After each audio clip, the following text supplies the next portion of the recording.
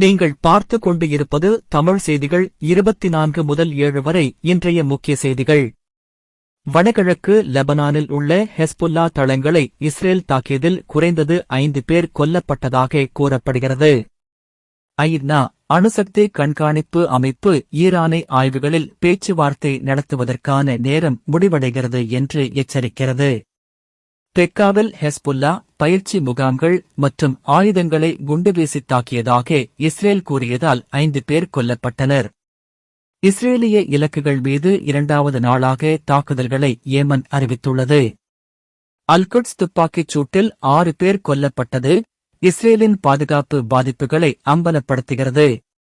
இனி விரிவான செய்திகள். வடகிழக்கு லெபனானில் உள்ள ஹெஸ்புல்லா தளங்களை இஸ்ரேல் தாக்கியதில் குறைந்தது 5 பேர் கொல்லப்பட்டதாக கூறப்படுகிறது. லெபனானின் கிழக்கு பெக்கா பள்ளத்தாக்கில் ஹெஸ்புல்லா பயங்கரவாத குழு தாக்குதல்களை திட்டமிட பயன்படுத்தியதாக கூறப்படும் இடங்களை குறிவைத்து இஸ்ரேலிய தாக்குதல்களில் குறைந்தது 5 பேர் கொல்லப்பட்டதாக அறிவிக்கப்பட்டுள்ளது.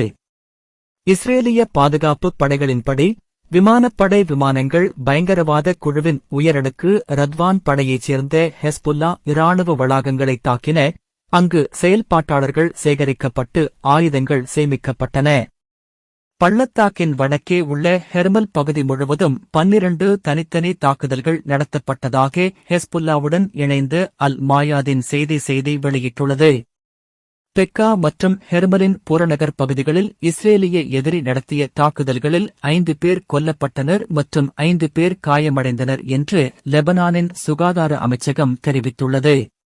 ஹெஸ்புல்லா பயங்கரவாத அமைப்பால் பயிற்சி நடத்துவதற்கும் பயங்கரவாதிகளை தயார்படுத்துவதற்கும் ஐடிஎஃப் துருப்புக்கள் மற்றும் இஸ்ரேல் அரசுக்கு எதிராக பயங்கரவாத தாக்குதல்களை திட்டமிடுவதற்கும் நடத்துவதற்கும் இந்த தளங்கள் பயன்படுத்தப்பட்டதாக ஐடிஎஃப் தெரிவித்துள்ளது. ஐநா அணுசக்தி கண்காணிப்பு அமைப்பு ஈரானிடம் ஆய்வுகள் குறித்த பேச்சுவார்த்தைகளுக்கான நேரம் முடிந்துவிட்டதாக எச்சரிக்கிறது.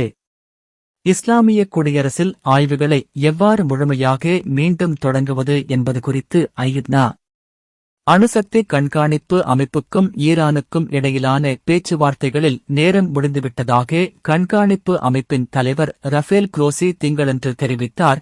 மேலும் சில நாட்களுக்குள் விவாதங்கள் முடிவடையும் என்று நம்புவதாகவும் கூறினார்.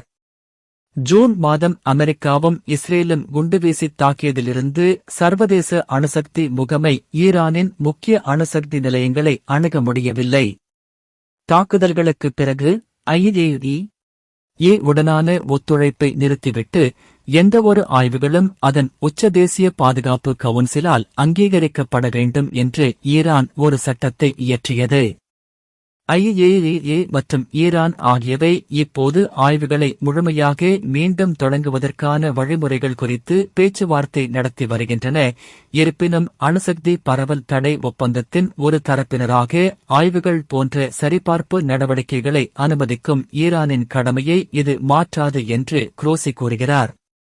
பெக்காவில் உள்ள ஹெஸ்புல்லா பயிற்சி முகாம்கள் மற்றும் ஆயுதங்களை இஸ்ரேல் குண்டுவீசி தாக்கியதாக 5 பேர் கொல்லப்பட்டனர்.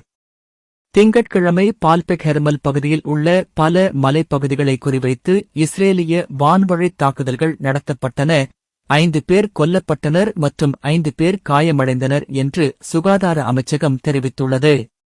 பத்திரிகையாளர்களிடம் பேசுவதற்கு அதிகாரம் இல்லாததால் பெயர் வெளியிட விரும்பாத ஒரு ஹெஸ்புல்லா அதிகாரி கொல்லப்பட்ட 5 பேரில் 4 பேர் குழு உறுப்பினர்கள் என்பதை உறுதிப்படுத்தினார்.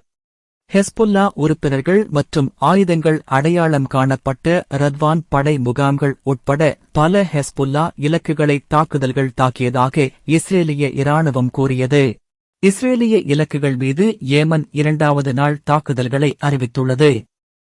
ஒரு அறிக்கையில் அலஷாஷ் ஈலாட்டில் உள்ள லாட் விமான நிலையமான பென் குரியன் ராமோன் விமான நிலையத்தையும் டிமோனாவில் ஒரு முக்கியமான இலக்காக அவர்கள் விவரித்ததையும் குறிவைக்க 3 ஆளில்லா வான்வழி வாகனங்கள் பயன்படுத்தப்பட்டதாக ஏமன் ஆயுதப்படைகள் தெரிவித்தன. காசாவில் உள்ள பாலஸ்தீன மக்களுக்கு தொடர்ந்து ஆதரவளிப்பதன் ஒரு பகுதியாக இந்த தாக்குதலை குழு விவரித்தது. சியோனிச எதிரியால் நிகழ்த்தப்பட்ட இனப்படுகொலை மற்றும் பட்டினி குற்றங்களை மேற்கோள் காட்டி ஆக்கிரமிப்பு நிறுத்தப்பட்டு முற்றுகை நீக்கப்படும் வரை நடவடிக்கைகளை தொடர உறுதியளித்தது. இந்த நடவடிக்கை அதன் நோக்கங்களை வெற்றிகரமாக அடைந்தது. அல் குட்ஸ், ஜெருசலேம் மற்றும் காசாவில் சமீபத்திய பாலஸ்தீனிய நடவடிக்கைகளை வாழ்த்தி, எதிரியின் பாதுகாப்பு நடவடிக்கைகளின் பலவீனத்தை அவர்கள் அம்பலப்படுத்தியதாக கூறி, அவை எவ்வளவு கடுமையானவை என்பதை பொருட்படுத்தாமல், திங்கட்கிழமை தாக்குதல்கள் ஞாயிற்றுக்கிழமை ஒரு பெரிய அளவிலான நடவடிக்கைக்குப் பிறகு 24 மணி நேரத்திற்குள் வந்தன. ஆக்கிரமிக்கப்பட்ட பிரதேசங்களில் உள்ள பல மூலோபாய தளங்களை குறிவைத்து 8 ட்ரோன்கள் ஈடுபட்டதாக அன்சாருல்லா கூறினார்.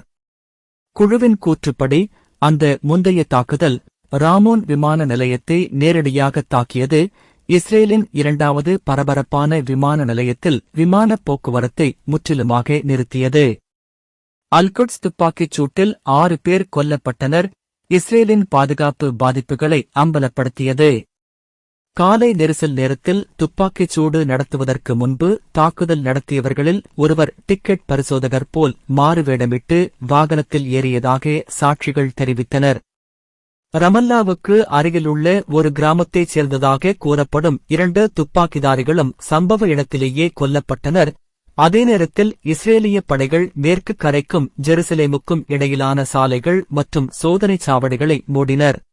2023ஆம் ஆண்டுக்குப் பிறகு நகரத்தில் நடந்த மிக முக்கியமான நடவடிக்கையை இது குறிக்கிறது. இது இஸ்ரேலின் இடைவிடாத நில கையகப்படுத்துதல், கொலைகள் மற்றும் நிறவெறி கொள்கைகள் மீதான குதித்து வரும் கோபத்தை அடிக்கோடிட்டுக் காட்டுகிறது. காசா மீதான இஸ்ரேலின் தாக்குதல்கள் மற்றும் அலக்சா மசூதிக்கு அச்சுறுத்தல்கள் தண்டனை இல்லாமல் கடந்து செல்லாது என்று எச்சரித்த ஹமாஸ் இந்த நடவடிக்கையை ஆக்கிரமிப்பின் குற்றங்களுக்கும் நமது மக்களுக்கு எதிராக அது நடத்தும் இனப்படுகொலைக்கும் ஒரு இயற்கையான பதில் என்று பாராட்டியது. பாலஸ்தீன இஸ்லாமிய ஜிஹாத்தின் அல்குட்ஸ் படைப்பிரிவுகள் இதை எதிரொலித்தன. பாலஸ்தீன நாடுகளில் சியோனிச எதிரியின் தொடர்ச்சியான குற்றங்களுக்கு இது ஒரு இயற்கையான மற்றும் நியாயமான பதில் என்று அழைத்தன. சர்வதேச சட்டத்தின் கீழ் ஒரு விரிவான சட்டவிரோத குடியேற்றமான ராமோட் 1967 பசுமை கோட்டிற்கு அப்பால் பாலஸ்தீன நிலத்தில் பரவி சமூகங்களை துண்டாடி ஒரு இறையாண்மை கொண்ட பாலஸ்தீன அரசுக்கு தேவையான வளங்களை விழுங்குகிறது. இத்துடன் இந்த செய்திகள் முடிவடைகிறது. மேலும் இந்த சேனலை சப்ஸ்கிரைப் பண்ணிக் கொள்ளுங்கள். நன்றி.